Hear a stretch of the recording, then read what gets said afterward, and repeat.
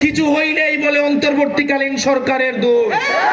বাইকের উপরে ট্যাক্স বসাই দিছে, অটো রিকশার উপরে ট্যাক্স বসাই দিছে, না জানি কথার উপরে কখন ট্যাক্স বসাই দেন। আমরা দেখছি ল এন্ড অর্ডার সিচুয়েশন খারাপ হয়েছে, গুম খুনের পরিস্থিতি খারাপ হচ্ছে, হামে শিশু মারা যাচ্ছে। আমার নির্বাচনে বিএনপি এবং আওয়ামী লীগ স্বৈরাচার মিলেমিশে একাকার হয়ে গিয়েছে। সরকারে যারা এসছে আজকে 3 মাস হয়েছে।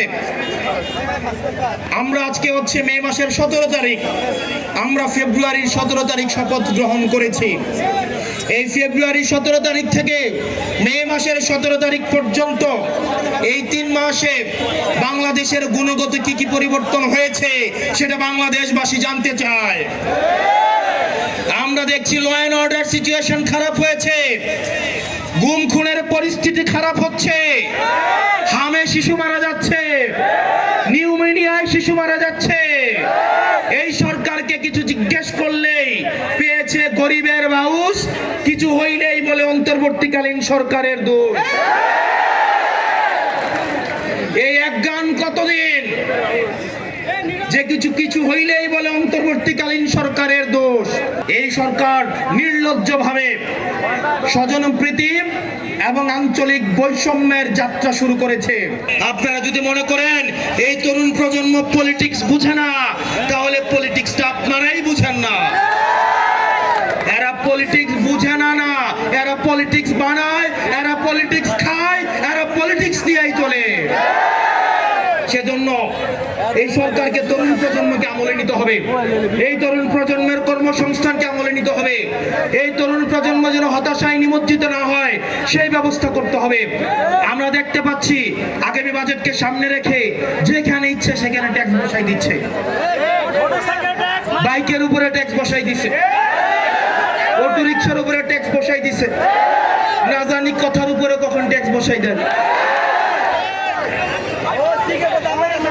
এই সরকারকে মাথায় রাখতে হবে, যারা অটো রিকশা চালায়, যারা বাইক হুন্ডা চালায়, তারা হচ্ছে কোনো এলিট মানুষ না, তারা বর্জ্য মানুষ না। পেটের দায়ে পুঁজির দায়ে তারা হচ্ছে অটো রিকশা চালাইতে হয়। সুতরাং এসব যানবাহনের ট্যাক্স বসানো থেকে আপনাদেরকে বিরত থাকতে হবে। পরের দিন জিজ্ঞেস করতাম আশেপাশে বাইরে ভাই 520টা হয়েছে কিনা, তারপর দিন জিজ্ঞেস করতাম ভাই 550 হয়েছে কিনা।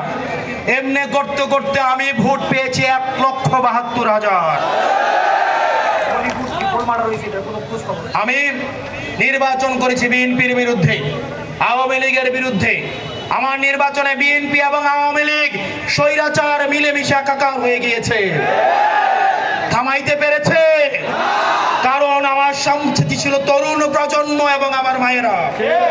5 বছর পরে ভোটের আগে 2 মাস আইসা বাবারে সোনারে আব্বারে তালুইরে মাউইরে কই আব্বারাইকে ভোট চাইতে আসবে, আর 5 বছর দেখা পাওয়া যাবে না।